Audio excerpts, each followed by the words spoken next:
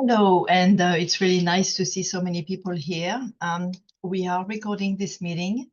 I would ask that you remain muted, but of course you can interrupt Terry during this presentation if you want to use the chat button or raise your hand for any questions or technical issues. That would be fine. Hello and welcome again. My name is Astrid Raffen-Pellows. I'm really excited to offer this soul care program today with Terri Daniel. A little bit of history about Volunteer Hospice. We were founded in 1978 by Rose Crumb, a nurse. We are on the Olympic Peninsula in Washington State, for those of you who may want to come and visit us. We are literally a unicorn in the hospice world. We are local, independent, nonprofit, and we offer hospice and palliative care to anyone without billing government agencies like Medicare or Medicaid, without billing private insurance companies, and without billing private party like the patient or their family. All our services are entirely free. Our income comes from donations and a few grants. Our services and our programs are open to anyone in the community. We have a medical equipment landing closet. We have a strong grief and bereavement program, and we have the soul care program, which is this speaker series every other month, and monthly death cafes called Tea to Die For.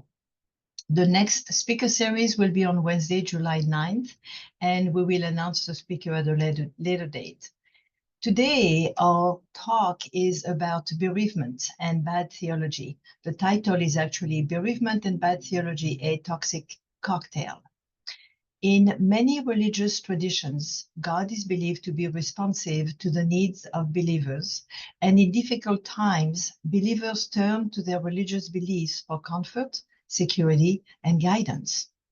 When God is viewed as a protective parent that can shield us from harm if we are pious or devoted enough, what happens to faith and healing when this form of God fails to provide that protection? How can we help friends and family who experience cognitive dissonance when their religious beliefs, whether inherited or chosen, do not match up with their lived experience? This presentation examines the ways in which religious beliefs can be more harmful than helpful for traumatized or bereaved individuals. We will explore therapeutic tools and healing practices for helping someone in spiritual crisis, to consider new cosmologies and new images of God that are more supportive and more inclusive than those found in traditional religious structures. Dr. Terri Daniel is an end-of-life educator, an interspiritual hospice chaplain, and a grief counselor. She's certified in death, dying, and bereavement by the Association of Death Education and Counseling, and in family-focused grief therapy by the Portland Institute. She conducts workshops throughout the US, and she is an adjunct instructor in thanatology and chaplaincy at Marian University, United Theological Seminary, and the Graduate Theological Union. She's also the founder of the Conference on Death, Grief, and Belief and the Ask Dr. Death podcast. Over the years, Terri has helped hundreds of people learn to live, die, and grieve more consciously. Her work is acclaimed by hospice professionals, spiritual seekers, counselors, theologians, and academics worldwide. She's also the author of 4 books on death, grief, and the afterlife. She has a BA in Religious Studies from Marylhurst University, an MA in Pastoral Care from Fordham University, and a Doctor of Ministry in Pastoral Care and Counseling from the San Francisco Theological Seminaries. She has an impressive resume and career, and she has delved deeply into spirituality and grief. She comes to us with a passion about supporting people who are suffering. Terri, I am so glad you are here with us today. I will add for the record that Terri was the very first person I contacted when we started the speaker series 3 years ago. We did not record the presentation at the time because it was a pilot program. So it is with great pleasure that I welcome you again here today. Thank you. Islam, because they all come under the tradition of Abraham. We call that the Abrahamic trilogy. And the reason that I'm focusing on that and not including all the other religions is because we are in America, most of us here today, and we are working in the Western world. And most of what we are going to encounter in our careers as doulas or hospice nurses or chaplains or whatever all of us are here are people within that system. So that's my other disclaimer. So that's the system that I'm going to be addressing here. I'm not going to be talking about Buddhism and Hinduism, though it's in there too. And we can go there if anyone has a question about that. The other thing is, if you have any questions or you want to just engage in any conversation, put them in the chat box. You don't have to wait till the end because this is an hour and a half. So we can talk as we go throughout this whole thing. And Astrid will uh, throw the questions at me and you can interrupt me because I would like this to be more of a conversation than a lecture. So, where did all this come from? So a lot of this for me came from my experience as in working in hospice, which I'm sure many of you do. Um, I started out in hospice as a volunteer 17 years ago and began and noticed right away that a lot of the hospice patients were suffering because of their religious beliefs. And I'm sure many of you have run into this where people were dying and they were looking at their end of life issues and their life review, their life stories, and they were afraid they were going to go to hell. And I will give you many examples and case histories as we talk. And I very quickly observed, and I was very young and naive and ignorant at the time, that wow, these people are bringing to their end of life experience these religious beliefs that are causing them extreme distress. And that became my passion. And I just threw myself into, I want to go to school. I want to get a degree in this. I want to study this. And so that's how I got into this. And it became my research interest in my field of study as I got deeper and deeper into hospice work. And now I've had so much experience, and after being with hundreds and hundreds of patients, I see this all the time. So I want to start, I guess, by defining what toxic theology is. And there has been a lot of research on this. So you can go to your university research library and you can look this up, toxic theology. You can go to Google Scholar. You can go anywhere and you can find it. And you can also Google complicated grief, those of you who have studied grief. There is a syndrome, we can call it, called complicated grief. It used to be called that.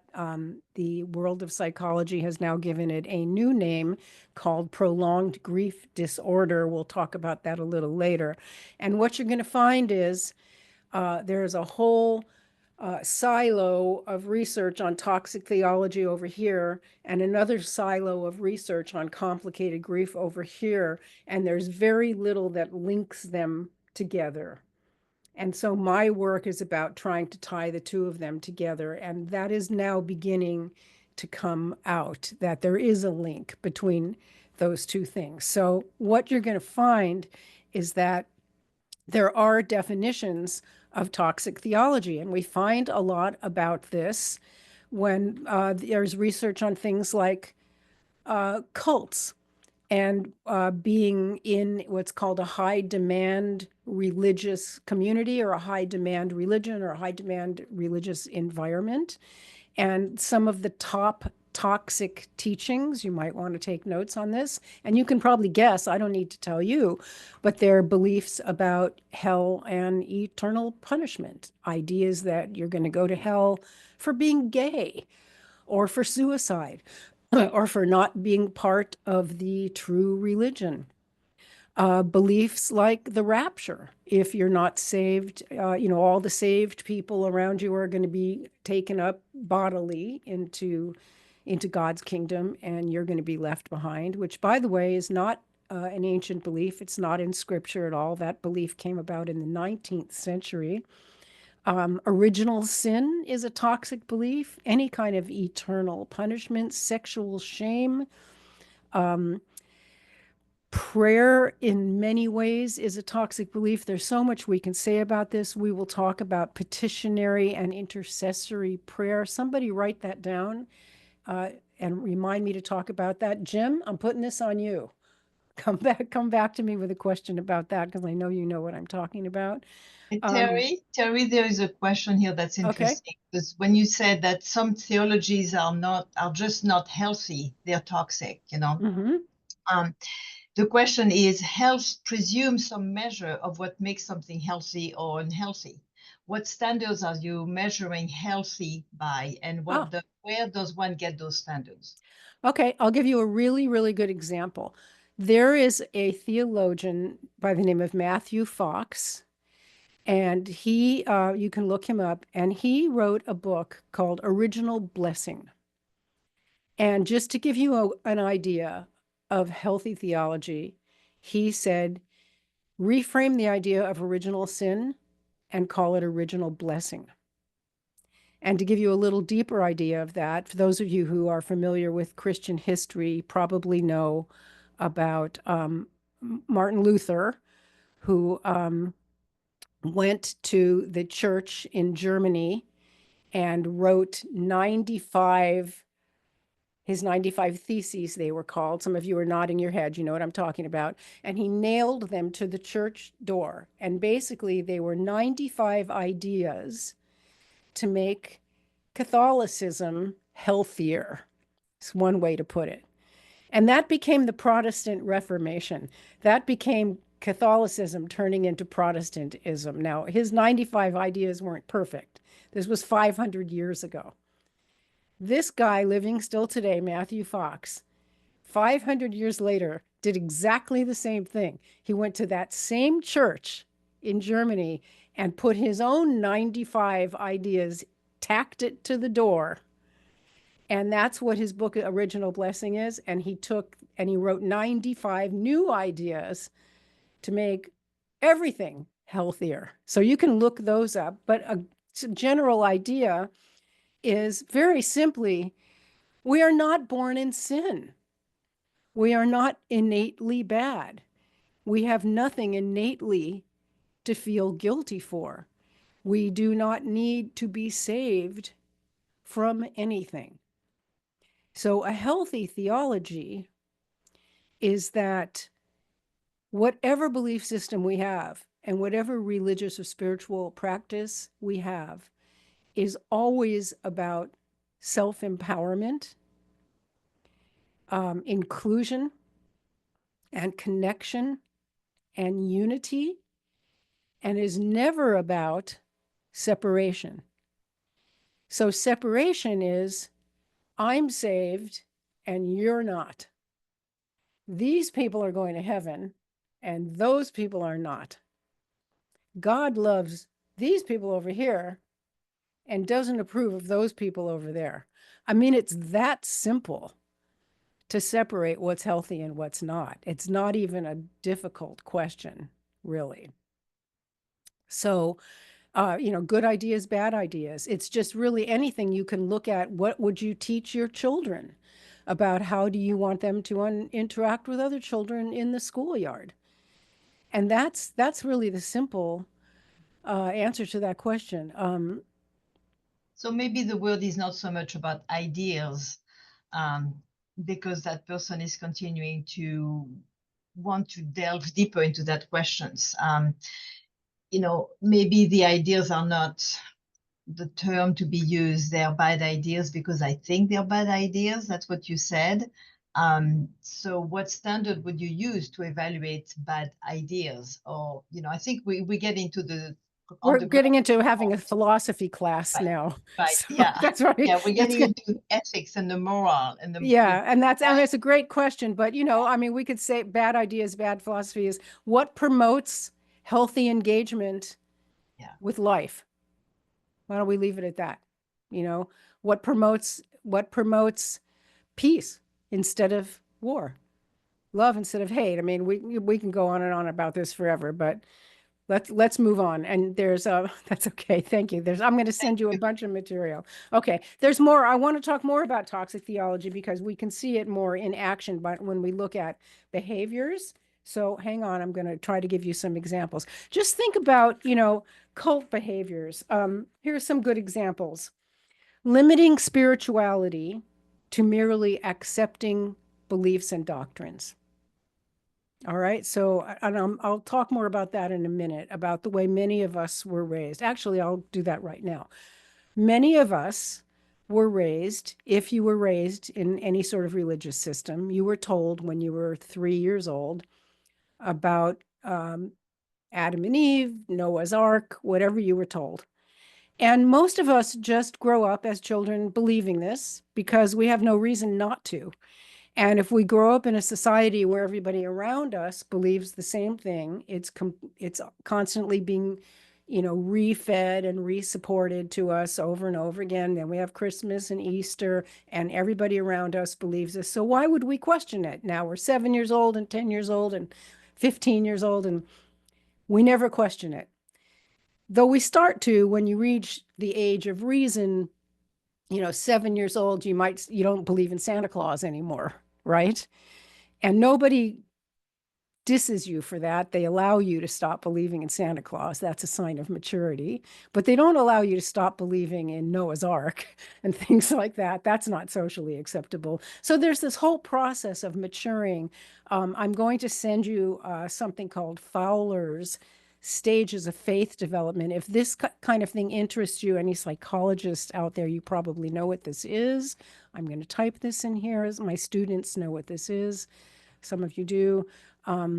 You know about how children develop cognitively. You've probably heard of, Erickson's stages of cognitive development. The child at 2 understands a certain way, and at 5, and at 7, and at 12. We understand the divine or concepts of faith. We mature through that cognitive understanding at certain levels as we age. And Fowler came up with an understanding of how we do that with concepts of religion and faith. And so we mature in that understanding as we get older, hopefully. Not all of us do, depending on how we are enabled by our religious community. Okay, I'm kind of diverting now.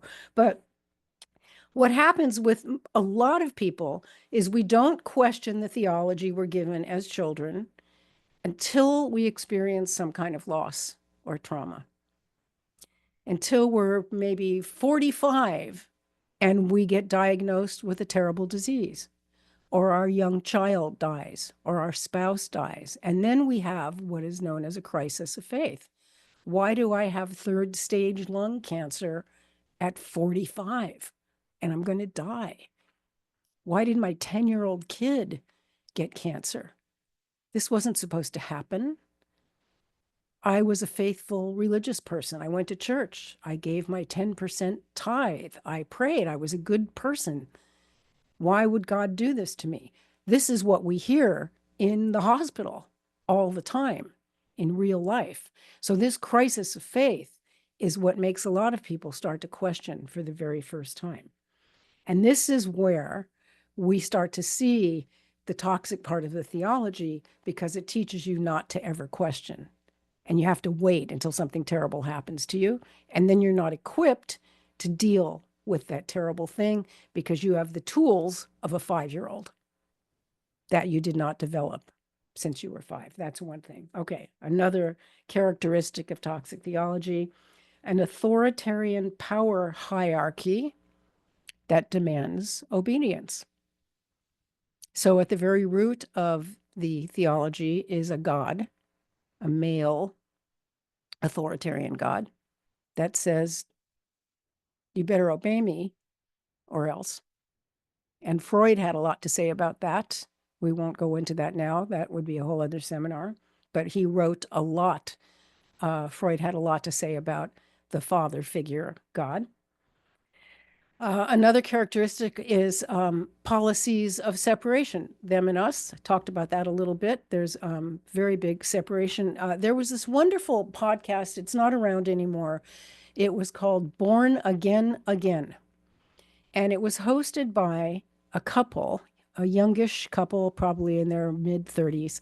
And they had been evangelical Christians who left their church, left evangelical Christianity.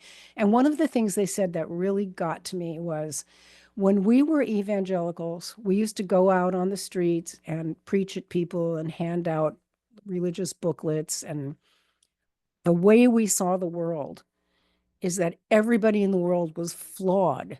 They were broken because they didn't have what we had. And they needed it. They needed Jesus the way we had Jesus. And now that we're not in that cult anymore, we realize that we were not loving people. We were judging them. And we were walking around thinking that we were all love. We love you so much. We're going to give you this beautiful gift. And we were not loving them. Now that we are not in that cult, now we walk out into the world and we can actually love people. That moved me so much when I heard that. So that's the policies of separatism. Back to the person who asked me what's healthy, you tell me which one of those 2 points of view is more healthy. That you can walk through the world loving people instead of looking at them as everybody's broken except you and your group. Okay. The other one is a threat-based reality. Everything is based on a threat. You do this or else. The other one is outsiders are viewed with suspicion or disdain. Now, a lot of these are, what you see in extreme high demand religious environments. And if you've had any experience with cults or have ever studied cults, this is what you see. And when I say a cult, I don't necessarily mean the kind of cult like the Branch Davidians or, Heaven's Gate or whatever. They were, people who kill themselves and live in isolation. But, there are cult members that go to school with your own children who live in very small insulated communities, and the kids are not allowed to play with kids who are not part of that community. They're not allowed to watch TV or read books that are not part of the religious community. So that's outsiders are viewed with suspicion. Okay, I'll go through these faster because I'm going too slow. Religious pluralism is unacceptable. You don't explore, you don't look at other religions. God rewards piety and faithfulness and punishes a lack of faith. And then there's another angle on this. God punishes us with natural disasters, epidemics, and community tragedies. I mean, this is a lot. You could write a whole book on this, and people have. So I'm just going to sort of throw those out there as symptoms of toxic theologies. All right. So I'm going to give you some case examples of these. And these are real people that I have worked with in hospice. And some of you who've been in my classes and known me for a while have probably heard these stories before. So one of them is a woman, I'll call her Lauren, and she had a 10-year-old son who died of leukemia. And she was going to, that even has nothing to do with it. She believed that the reason her 10-year-old son died of leukemia is because she'd had an abortion 20 years earlier when she was young in college. And she believed that God was punishing her, that he took the 10-year-old in payment for the fetus that she had aborted. And she was having a terrible time coping with the grief of the 10-year-old. She felt it was her fault because she was a sinner and she had done this horrible thing against God. Now, one of the problems with all of this is that, and there are statistics and studies all over the place to support this, most people who identify strongly with religion have not studied their religion. There's a very, very famous study by Pew Research that they interviewed thousands of people and asked them questions about scripture and the Bible. And the people, check-boxed what religion they are. And the atheists knew like 500% more Bible than the religious people did. So when you look at somebody like Lauren, you know, she does not know that not only is abortion not mentioned anywhere in the Bible, nowhere does it say that it is a sin, but in fact, in the Old Testament, which we actually now call the Hebrew Bible, it is actually encouraged. There's actually a very famous place in Hebrew law where they actually um, use it as a test. I'll explain that later. It's within the law is all I'll say. Okay. So that's a very toxic belief for her. And when you see somebody suffering like that, what do you do? That's another thought. We can come back to that. There was another woman who had lost all four of her children. All four of them had died in separate incidents over a 25-year period, her whole life. One child after another. One of them died as a baby. Another died as a younger child. Another died as an older kid who went off to war and died. And then another one died in a motorcycle accident. Now here she is, she's maybe 60. And she says to me, all four of my children died. What did I do wrong? I thought if I was a good person and I pleased God, that something like this would never happen to me. If I could only know what I did wrong so I could correct it, I would find peace. That belief system, that is a toxic theology. The belief that a bad thing happens to you because you did something wrong. How do you help somebody like that? What do you say to someone like that? And I'm putting that question up to you. Those of you who are chaplains or death doulas or grief counselors, what would you say to her? And the question just turns itself into another question, which is what they teach us in chaplaincy training. One of the big things that we learn how to do is to not ever answer a question like that, because there is no answer.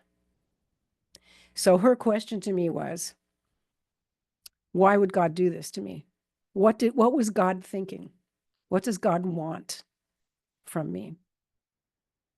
And my response to her is, it depends what you think God is. That's the only answer I can give. And it opens up a conversation in which she can now tell me what her idea of God is. And then she can come back and tell me her Freudian idea of God as a punishing, judging male father figure who thinks that she's a bad girl who's done something bad that he doesn't approve of, and he's going to punish her, or whatever it is that she thinks. And the way to healing for this woman would be to deconstruct and reconstruct her image of God. That's how she finds peace. Because otherwise, how would she reconcile that and ever make that fit with her life? So that's another example. All right, here's another one.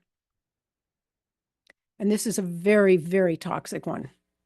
And this isn't, I didn't mention this, but one of the most toxic theological constructs is the idea of Satan, that there's this outside evil force that's causing everything to happen. So here's a woman whose husband was killed by a drunk driver who struggled to suppress her anger because she had been taught that anger comes from Satan. Anger is not acceptable and must be resisted. So she had every reason to be angry. The person you love is killed by a drunk driver. Yeah, you're going to be pretty angry. She would not deal with her anger. She suppressed it to the point where she became physically ill. And that was her belief. And her church encouraged this. Anger is not holy, it is not safe. Very toxic belief. So there's a video that I am not going to show you. I have another video to show you, but this one, some of my students have seen this. You can Google this. There's a famous guy that you can find on YouTube named Pastor Mike, and he talks about what he calls appropriate Christian grief. And he says, he talks about, when does grief become sinful? And so this is, again, another, and maybe toxic is too strong a word for you. I get that. Maybe we can find another word. If someone else can come up with a better word, please let me know. Unhelpful. Yes. So what Pastor Mike says in this video, and it's an older video, it's probably 10 years old. He says that there is a point where grief becomes sinful. And he quotes, and I wish I had chapter and verse here. I don't. Maybe someone can look it up. Jim, maybe it's from, is it Romans? Can't remember where it is, where Paul says that Christians should not grieve as others do. And the teaching is because we know that we're going to heaven and we're going to be with Jesus, and we have this reward. And so that there is this interpretation that you should not be sad when somebody dies, that we should rejoice, which makes perfect sense. If that's your belief system, then yeah, they died. Yay, they're going to glory.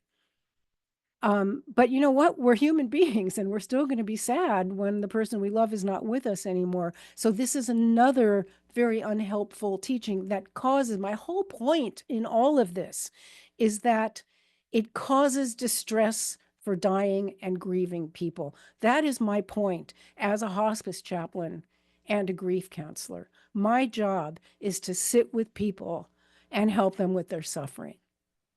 And in this context of what we're talking about today, this is the particular kind of suffering that I'm talking about. There's a million different kinds of suffering that they experience. But today, this is the suffering that we're talking about. Any thoughts before I go on to a slightly different topic? It looks like you actually provided the answer that Gary was looking for. The measurement is whether or not, well, yeah, of course, that's the whole point. Of course. Does it cause suffering or not? Listen, anybody can believe anything they want. I don't care. But if they're sitting in my hospital room and they're dying and they're having a bad death, or they're going into, deep, complicated grief and they're suicidal, or they're having, and please, somebody remind me to talk about how do we measure what we call high risk bereavement. It's all about the experience that they're having. I personally couldn't care less what somebody believes. It's none of my business. You believe anything you want. But when you're suffering or you're projecting your suffering onto somebody else, that's when I care. So I should probably have put that in the beginning of my disclaimers. And that is my job. That's what I do. So I will tell you another case. I had a man recently, his wife died. They lived together in an apartment in an assisted living facility. And the night before she died, they had had a fight, an argument. And I found out later from their daughter that he had been kind of an asshole their whole married life. And she said that he was kind of verbally abusive to her all the time. And apparently, the night she died, the last conversation they had, he had said something mean and abusive to her. And then they went to bed and she died. So when I talked to him about a week later, he was devastated that their last conversation was like that. And he was very religious. And he said to me, I'm so distressed because I know I'm not going to see her in heaven. Well, how do you know that? Why do you think that? And he said, well, my pastor told me that Jesus said that there's no marriage in heaven. So we won't be married. So I went and looked that up, and that is a passage in Matthew 30 where Jesus says, in the kingdom of heaven, there will be no marriage, blah, blah, etc. And again, because people do not read scripture the way that scholars do, they take it literally. This is why biblical literalism is problematic. They read a line like that with no regard for what the author actually intended when it was written, and the translations and all the other stuff, like what does that really mean? And, the interpretation means that in the non-physical world, in the spiritual cosmic realm, we are not male, female. I mean, even Paul said that, right? Husband, wife, mother, child. We're just pure spirit. We don't have those ego identities or assigned roles. We're just juice, we're just energy. I mean, that's how I interpret it. But this guy's pastor took it literally to mean she's not going to be your wife in heaven. And here's this guy who's just so vulnerable and so broken and hurt. So he's having a terrible time dealing with this loss because of his belief system, which made me want to go down to his church and punch his pastor in the face, because I'm human. I have feelings too. So, this is the kind of suffering that I'm talking about. And yes, Rebecca, it impacts everybody. It impacts the whole family. But here's what happens in a family system is depends on the family, right? So the family, and this gets into a conversation about spiritual bypassing, which we can jump right over and talk about that, because that's kind of my new passion. I'm writing a paper about that right now. Let's use Lauren, the abortion person, as an example. So let's go back to her belief that her child died because she had an abortion. And let's just assume that her whole family is in that belief system with her. And she does go to a Bible study group.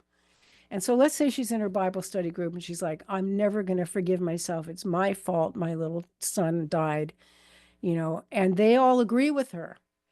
Yes, abortion is a sin. Yes, God doesn't want us to do this. And they'll support her in that. And they'll say, you can pray for forgiveness. Yes, you sinned. Yes, you did this bad thing.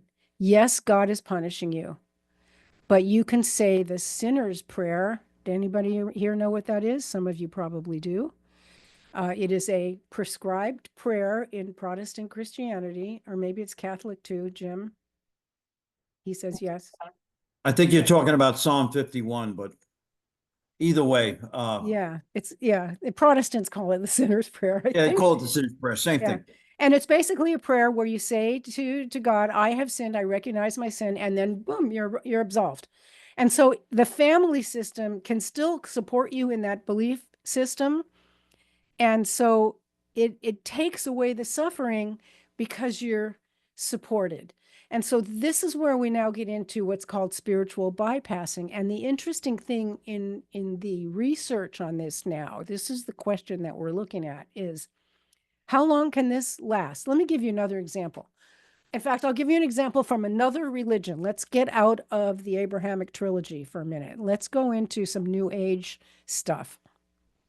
So I see this a lot where it's like, okay, my child died. My 5-year-old was hit by a car. Terrible, horrible tragedy. Or no, let me give you something even worse. My 5-year-old fell in the pool and drowned because I wasn't looking. I turned away to answer my phone and the kid fell in the pool. Terrible. You can't even imagine the guilt a mother would feel, right?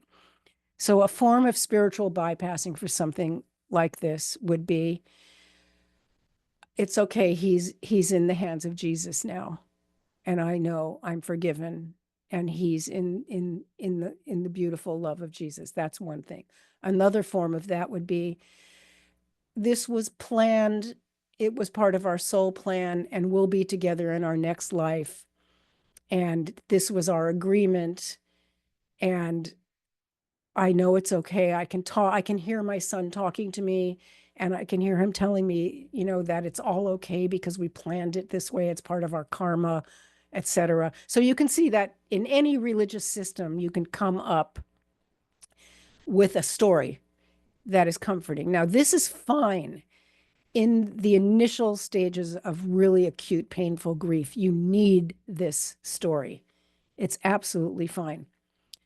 But a year from now, If you're still in that story and you haven't dealt with the emotional stuff, with the psychological stuff of that pain, it can also become toxic and it can become spiritual bypassing. That's your complicated grief right there, Terry. That's when you, well, maybe, maybe not. So this is where it gets really tricky. So let's look at this person. So let's look at the person whose kid fell in the pool. And now it's a year later. What we look at, and we're talking about measures, Gary, how is she doing a year from now? And this is how we measure complicated grief. How is she functioning? Is she drinking a bottle of gin every morning before she gets out of bed? Obviously, she's not okay.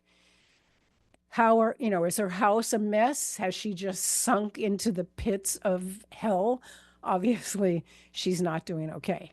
That's how we look at people, even without those extremes. Is she able to get up and go to her job? Are her relationships okay? Is she going out into the world and interacting with people? Is she taking care of her body? Is she eating and drinking water? We look at the basic needs of human life. Are people functioning well? That's what we look at.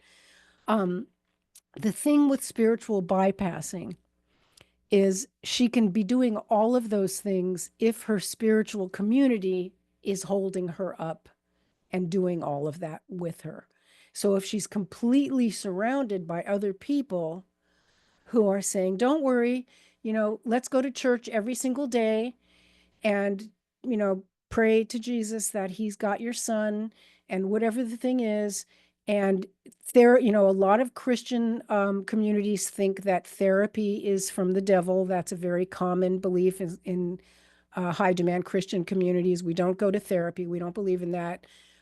We don't talk to outsiders. We don't believe in grief counseling. I have people in hospice who will not talk to me as a grief counselor because their church doesn't allow it. The Jehovah's Witnesses won't talk to me. The Mormons won't talk to me. So that community can hold that person up forever. And maybe we never see that they've dealt with the emotional stuff. And the question is, maybe they're fine. We don't know. I don't have the answer. There have not been longitudinal studies done on that person for 20 years to see how that turns out. And you know what?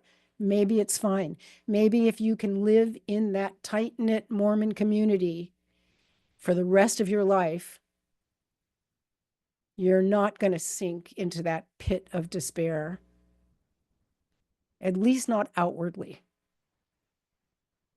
because you're not really given a chance to live life or be yourself.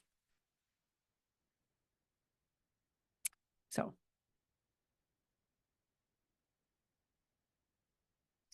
comments, thoughts, anybody? It's a lot of stuff. Go ahead, Jim. Yes, I agree with everything you've mentioned. You talk about the things you're concerned about because those people at the end of their life, for numerous reasons you've already highlighted, are suffering. We have to remind ourselves that, the church, whatever church it is, the church should be concerned about that.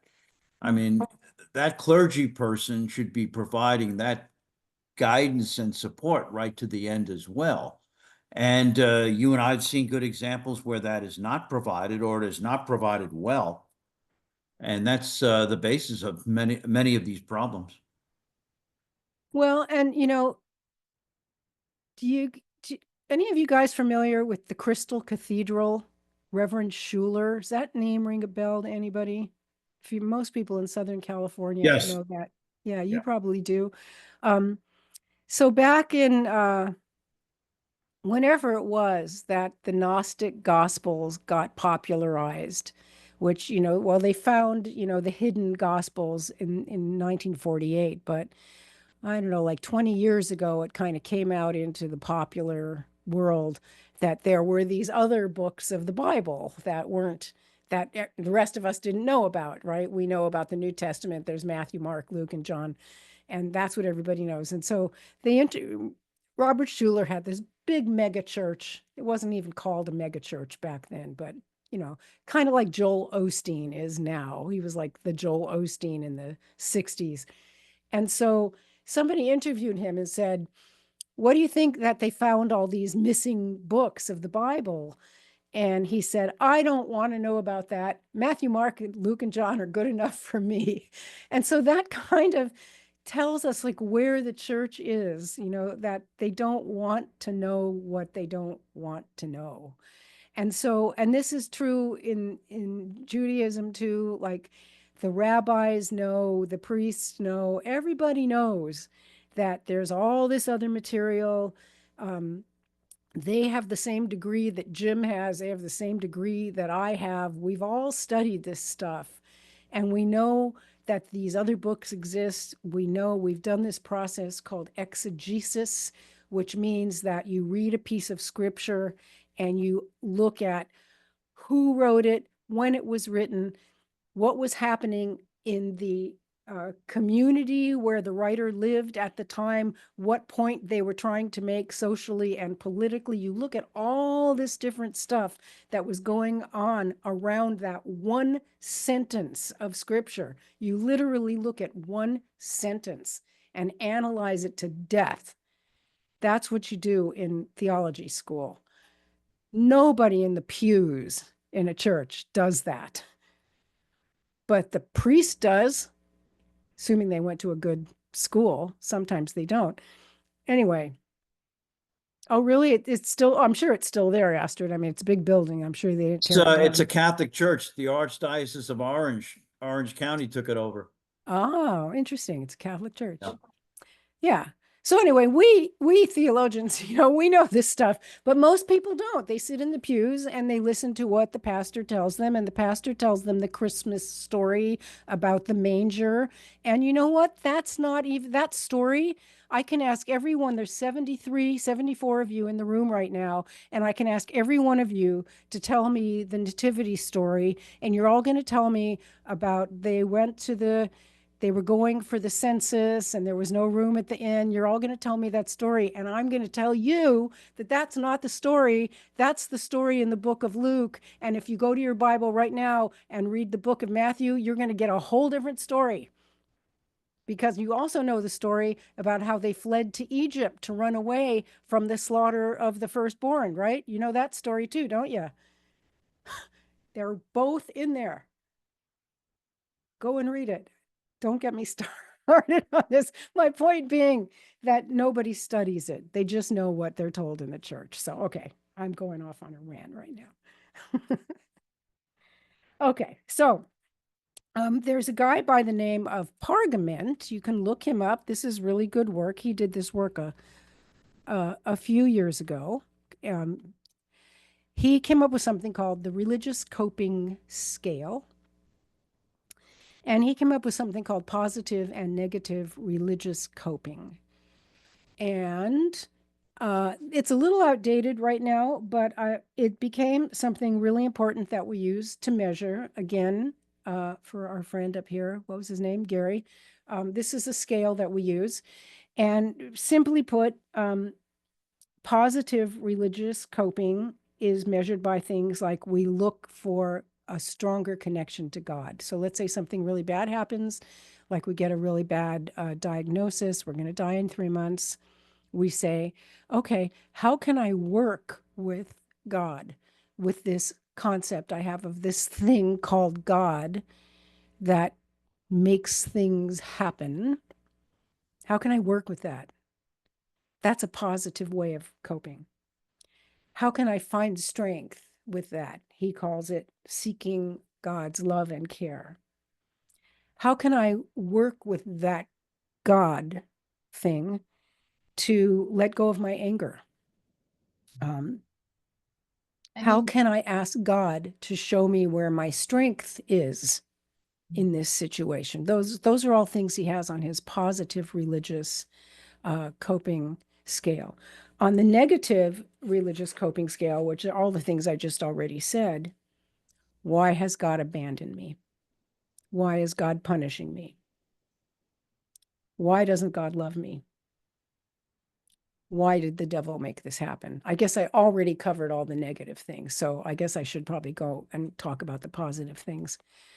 And people are curious to know if you're going to address how we can help friends and family that are suffering from toxic theology, yeah, and also what clinical intervention you would suggest for yeah. people who encounter those practices. Yes, thank you, Bruce. I know you from somewhere, don't I? Do I know you, Bruce? Your name's really familiar to me. And yes, I will address. Okay, so 2 questions, Cindy and Bruce. The question of how can I help someone is oh, thank you. I knew you from somewhere. This is such a tough question. When someone says, how can I help my sister with her belief system? The answer is you can't. I hate to tell you, I hate to break it to you, but you cannot. The best thing that you can do, and all of you chaplains out there know this, is you can be present, you can listen to them, and that's really it. And I know this is disappointing answers, is not the answer you want to hear.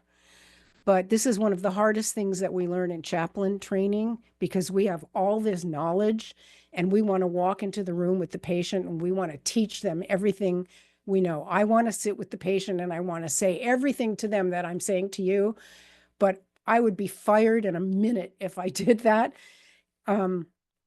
The way you help somebody who's struggling, unless they're specifically asking you for your wisdom, which your family is probably never going to do, because you cannot be a prophet in your own village, which is one of my favorite sayings from the Bible, which is what I'm going to call my next book, by the way.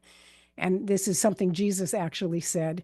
And you all have tried to teach your family something from your own wisdom, haven't you? And how did that work out for you? Right. So, okay. So how do you help somebody? Speaking professionally, yes, of course we want to fix those that we love. Speaking professionally, it's so hard. So somebody is sitting there struggling with their toxic theology or whatever. If you see an opening where they are open to learning something new, you can provide them with resources. And this is something you should have on hand. And I'm going to send you some resources later on, or Ingrid will send it to you. Books and links and podcasts and all kinds of tools. And if you have that stuff handy, you can say to your friend, would you be willing to read a book? Would you be willing to listen to this podcast? I will send you these things. That's what you have. You can give them tools. But most people, especially your family, are not going to want to listen to your tools. Your family still thinks you're that dorky 14-year-old kid or the rebellious kid or whatever your family thinks that you are. So it's really, really hard with your family. And as Astrid is saying, the fixing and helping doesn't work. And, it's interesting. I'm sure there are some nurses here.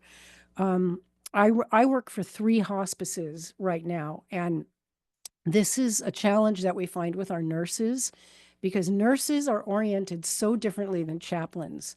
Nurses are there to fix and help, and they do an amazing job of it. So nurse sees blood, here's a tourniquet. Nurse sees an infection, here's an antibiotic. Nurse sees a broken bone, here's a splint. That's what nurses are supposed to do. And what happens with our nurses is when they encounter grief, they're not trained at all. Nurses get like no training in grief, and there are studies of nurses and grief, and nurses lament a lot that they don't get enough training in grief, and they get no training at all in spiritual support. Nurses don't know how to cope with grief, so they immediately want to fix it. So what our nurses tend to do when they see somebody grieving is they call me and they go, can you call this person's daughter like right now? She's having a really terrible hard time. She's really struggling. Can you call her? She's crying so much. And I say to the nurse, she's fine. She's having a normal Cindy, she's having a normal response to grief. You know, is she hyperventilating? Is she threatening suicide? Is she having any kind of pathological response? Or put her on the phone. Would she like to talk to me? And she says, okay, hold on. Hey, would you like to talk to our grief counselor? And the person goes, no, no, thanks. I don't need to talk to a grief counselor, because the person is perfectly fine. But the nurse is reacting like a nurse. She wants to fix it. And there's no disparaging of a nurse. She's doing exactly what she should do. But she's in my lane, and she doesn't know what to do in that lane. So I don't know why I went on. Oh, so fixing. Yeah. So fixing and helping. If you're a nurse, go fix and help, take care of the body. Grief counselors and chaplains, we don't do that. Now, grief therapists, that's a different thing. If you're doing therapy with someone, you've got a big toolbox. And now I will talk more about interventions. Yes, thank you, Bruce. There's nothing broken about grief, nothing to fix. Yes, that's exactly right. But even so, if I want to interject here that often what I'm finding out in our hospice, at least, is that using the word grief when the person is in the dying stages is sometimes not helpful, because they're like, the family may say, I'm not grieving yet, they're not dead. Or, they have a hard time acknowledging that. So I started to use the simple term emotional support. Mm-hmm. Very nice. As a way to just get away in, and I don't know, but chaplains out there, maybe you can, address this. I hear that sometimes chaplains do not introduce themselves as a chaplain, but as someone who's going to come and talk to the person. I never use the word chaplain. Right. I've eliminated that from my vocabulary as much as possible. It does turn some people off right off the bat. You got to be careful. For someone that might be more religious or maybe within your own denomination, you could certainly do that. But I'm very careful the way I use that as well. Yeah, it depends where you are geographically too. You know, in Mississippi or Arkansas, or you might say it more often, but on the West Coast, we hardly ever use it. You know, spiritual care counselor is what I use, but sometimes I don't even say spiritual, I just say counselor. Yeah. Same here. Sometimes I don't say spiritual. I say, I'm going to send you someone to support you emotionally. And I know that person is a chaplain as will do, what needs to be addressed, will address what needs to be addressed. Yeah. So someone asked about interventions. So I'm also going to send you, let me just make a note so I don't forget. And I'm going to send you a very detailed, not a detailed email, but hold on, let me just write a note. An email with a bunch of articles and some links with a bunch of stuff that you can hold on to and use in your work and in your practice. That is going to be very helpful. And one of them is going to be this article on rituals as an intervention. So a really important study that came out a while ago was called, Does Grief Counseling Work? Hold on, I'm writing that down. And what we know is basically that grief counseling doesn't really work. It doesn't really fix anything because it doesn't need to be fixed. What grief counseling is really good for is to give a griever an opportunity to speak and be heard. So the first thing a person in really acute grief needs is to feel heard. And they can't really get that with their family because the family is uncomfortable with their pain. And they've been hearing it and hearing it and hearing it. And at a certain point, they don't want to hear it anymore. And so, you can talk about your pain to your sister and your mother and your kids. And at some point, you just have to stop. So you go to a counselor and they will listen to you. And that's great. But, once a week, once a month, grief counseling isn't really going to help past a certain point. And so the level above counseling is therapy. And you really don't need therapy unless there's a problem, unless you're getting into complicated grief, prolonged grief disorder, and unless there's something pathological, which means that you are encountering obstacles in the normal healing trajectory of grief. And if anyone wants to hear more about that, put it in the chat. But there are all kinds of interventions that you can do, even as a chaplain or a nurse. I'm trying to teach this to the nurses at my hospices. I've given them like a whole list of these little tools of grief rituals. So just as an example, you can even do this with the family sitting at the bedside. And this is just a way to like express the emotion to get it out of your body. Let's say you've got 5 people sitting around the bedside of a dying person, and the person might be awake or not. And you can have everybody just like get a piece of paper and tell stories about the person's life and write down 5 things you love about them or 5 funny memories.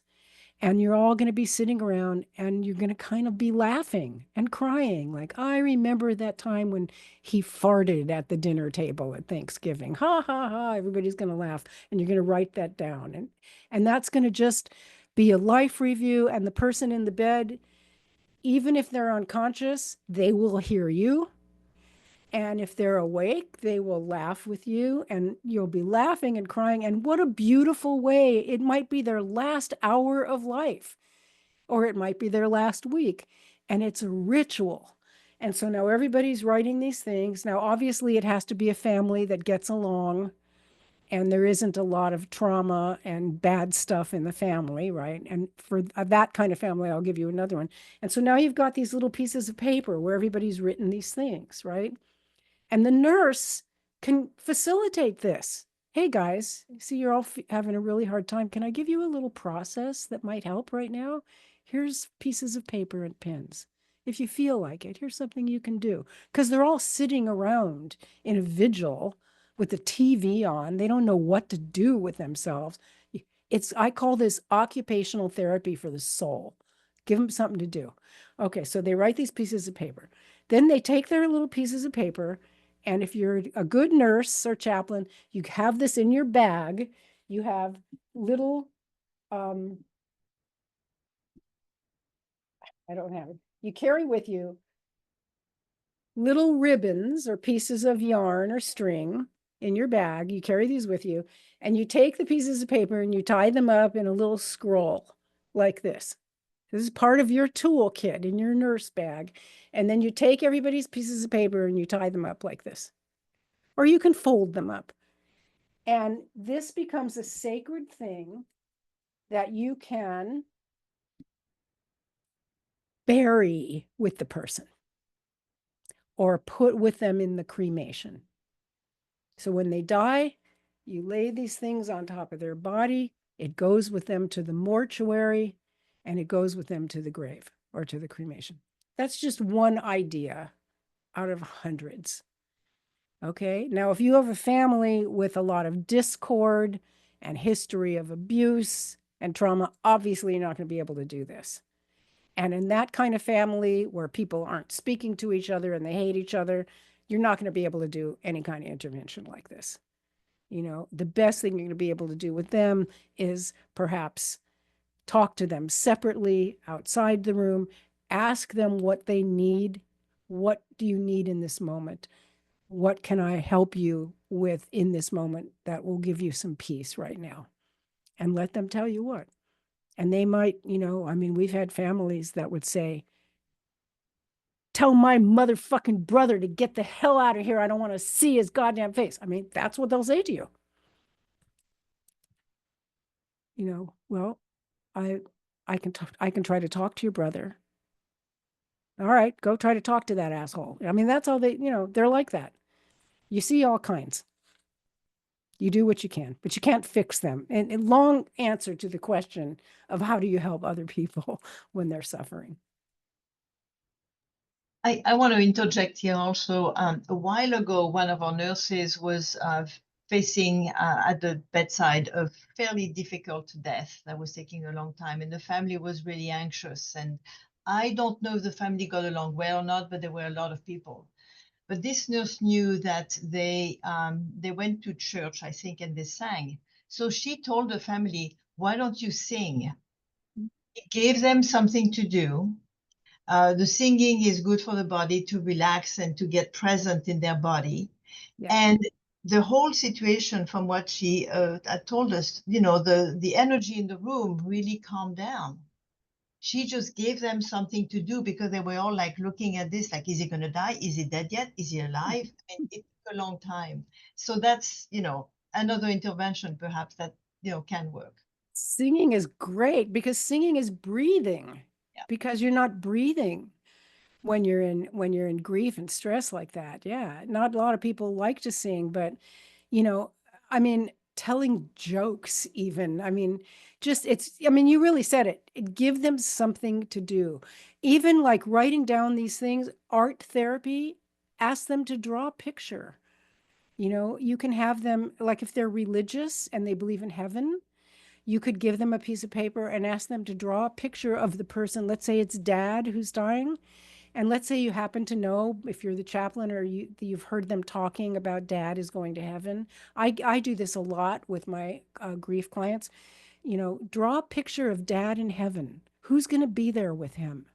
And give them all a piece of paper to draw a picture of heaven. And dad is there with grandma and the dog.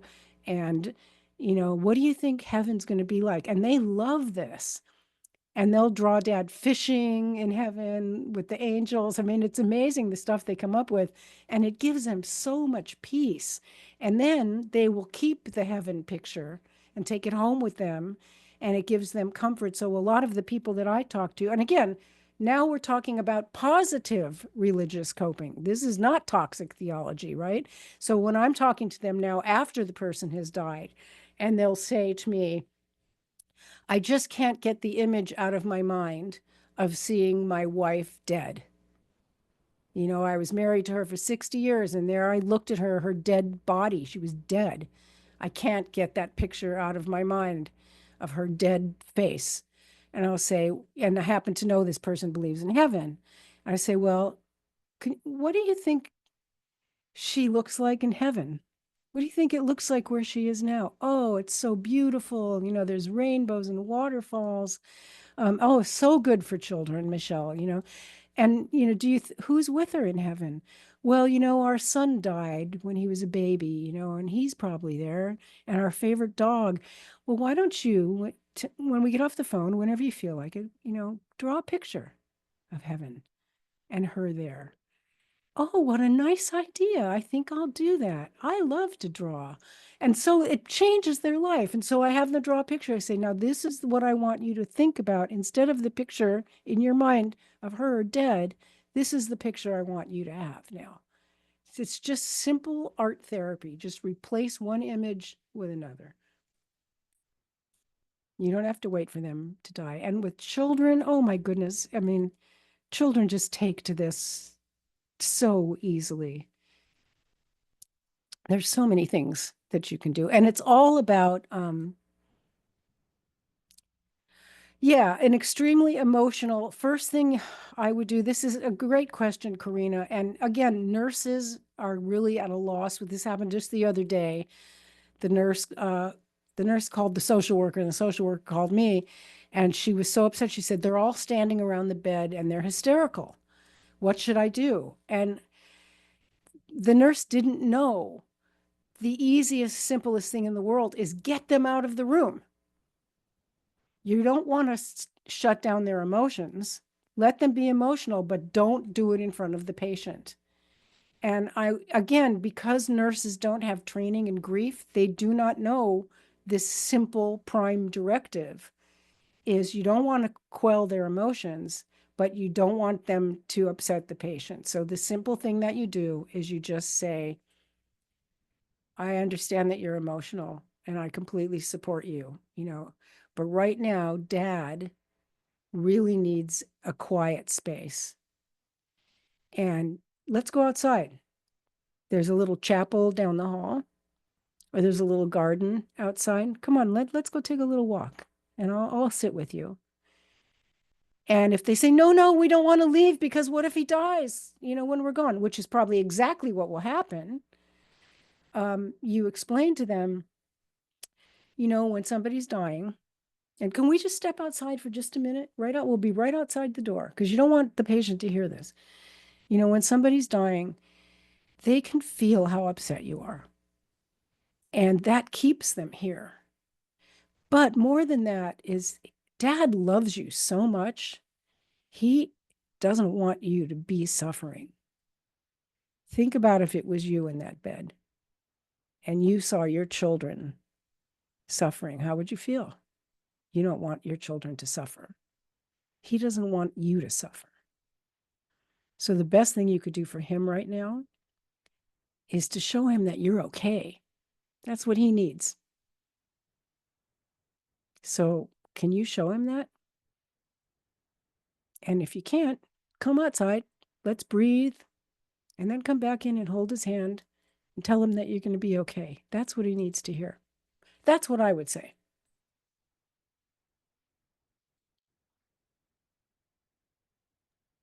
Yeah.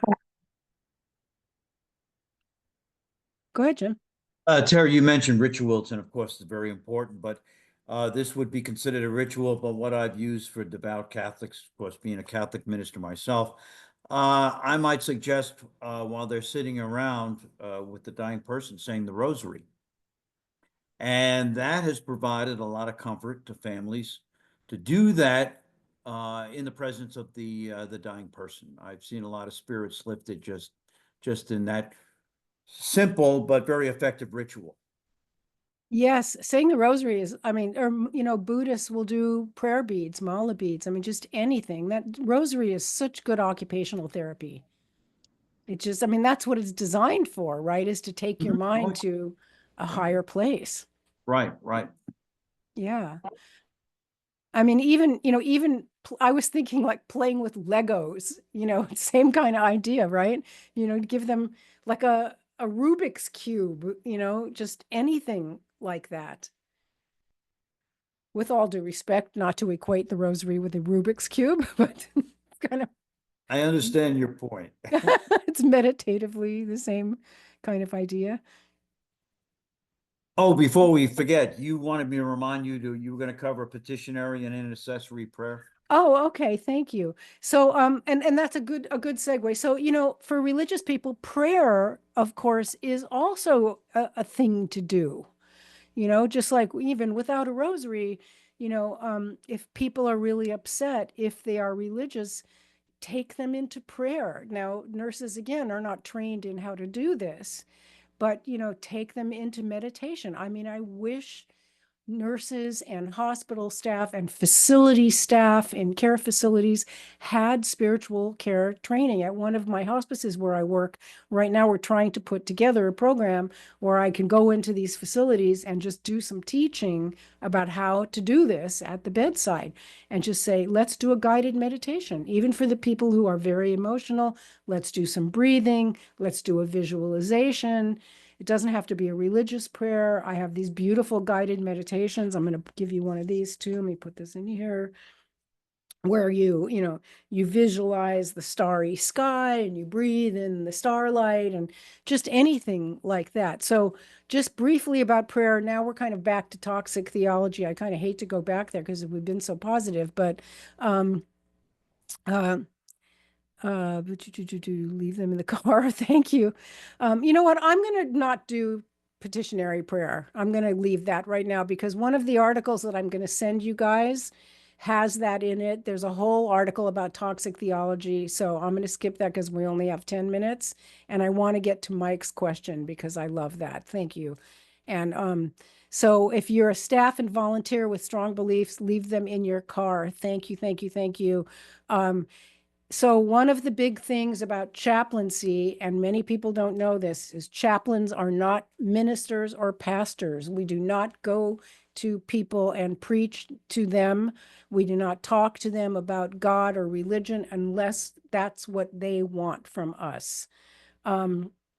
So we don't, and if you're a volunteer or a staff member, even more so, you do not talk to patients about God ever. It is not okay unless the patient brings it up first. So leave your beliefs in the car, leave it at home, and do not use God language unless you are 100% sure that that's what the patient wants. Don't go by what's written in their chart. When somebody comes into your hospital and it says religion and it says Christian, that doesn't mean anything, because it may be their daughter filled out that form and that's what the daughter is, or maybe the person was Christian 50 years ago and that's not what they believe now. Maybe the patient is non-responsive and non-verbal and you don't know what they would really want. One of the worst things that people do with non-responsive patients is pray over them and do God talk with them because the daughter, the caregiver, wants them to, and we don't have the patient's consent to do that. It's really, it's spiritual violence to do that without consent. So thank you really for bringing that up. And yeah, statements like they're in a bitter place or God must have really wanted them to come home. Please, please, please don't ever say things like that to people. You'll see that in the material that I'm going to send you. And I've just made that email I've just added like 5 more attachments to it, Astrid. Let's see, one more question in here. Yes, thank you, Ani. The Buddhist tradition, you hold the space of silence and light and breathing. Holding space is the thing. And I wish that, every nurse and death doula and anybody who works in this field would do 1 unit of CPE. That's called clinical pastoral education. That's what chaplains do.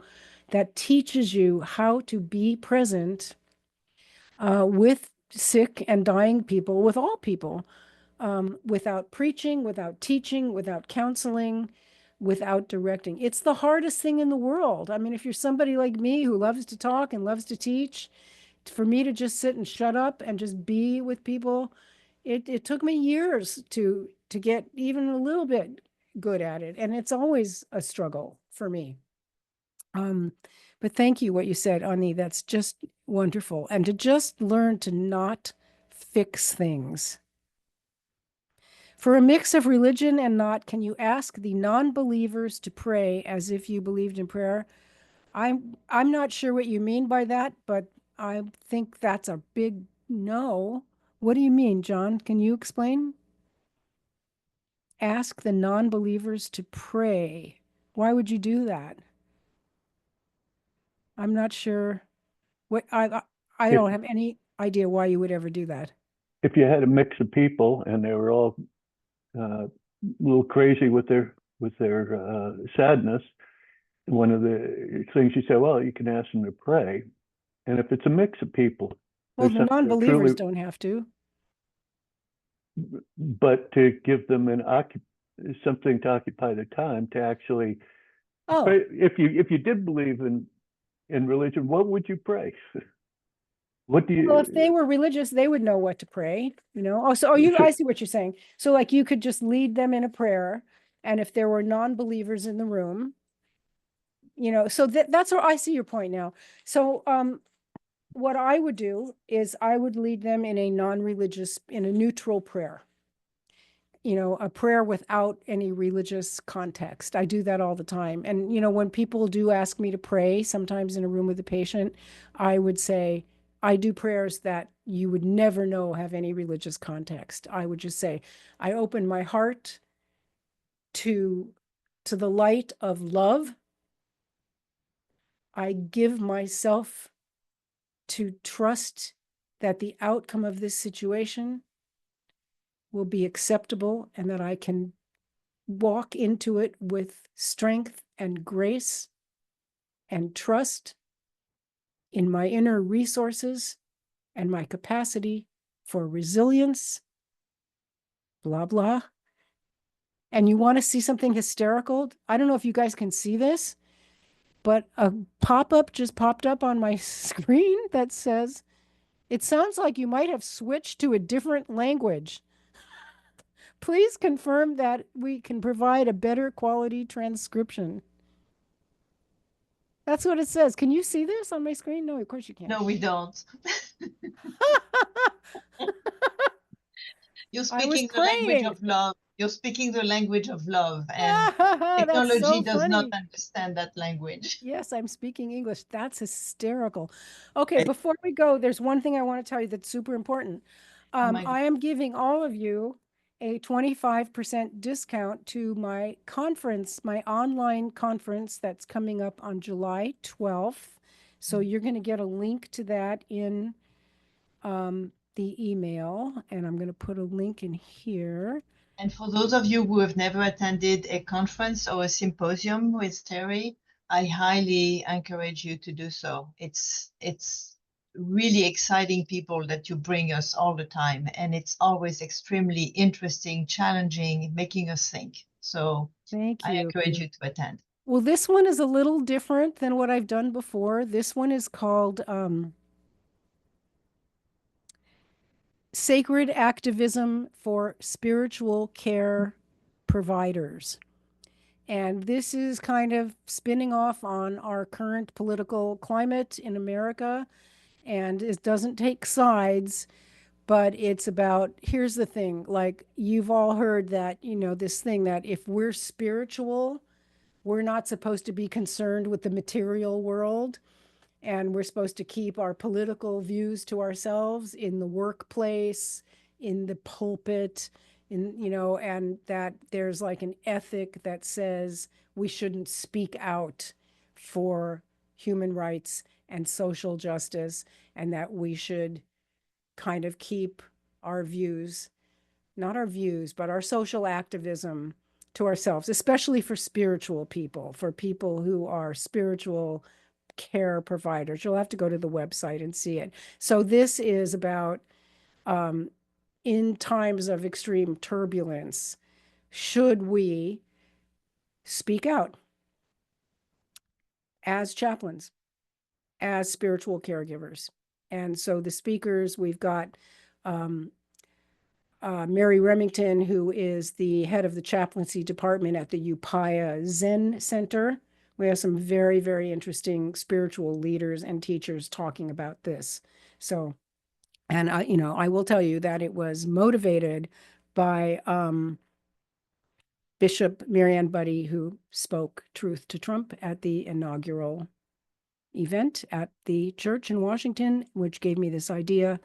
And it was such a big conflict that I said, hey, that's what my next conference is going to be about. So everybody, when you get the email, there's a link in there for 25% off. And there are CE credits if you guys need CE credits. So I hope to see some of you there. And I believe that brings us to the end of our time. That's pretty much the end of our time. This was a very rich conversation. Thank you for all your comments and questions. It's always great to be challenged by Terri. It's really interesting. It's very, very great. Thank you. We will meet again in July, on July 9th. I am still looking for a speaker for that speaker series, but please join us again. It will be publicized as this one was. Thank you so much. And any words of wisdom, Terri, before we end? I'm out of words, I think, right now, but I hope that you'll all look at the email and look at the attachments and the links. There's a ton of stuff in there, and it'll keep you busy for a while. So hold on it, keep it in your library. It's good reference for your work going forward. And thank you all. And thank you, Astrid. You are awesome. I love you. Well, Terri, ditto.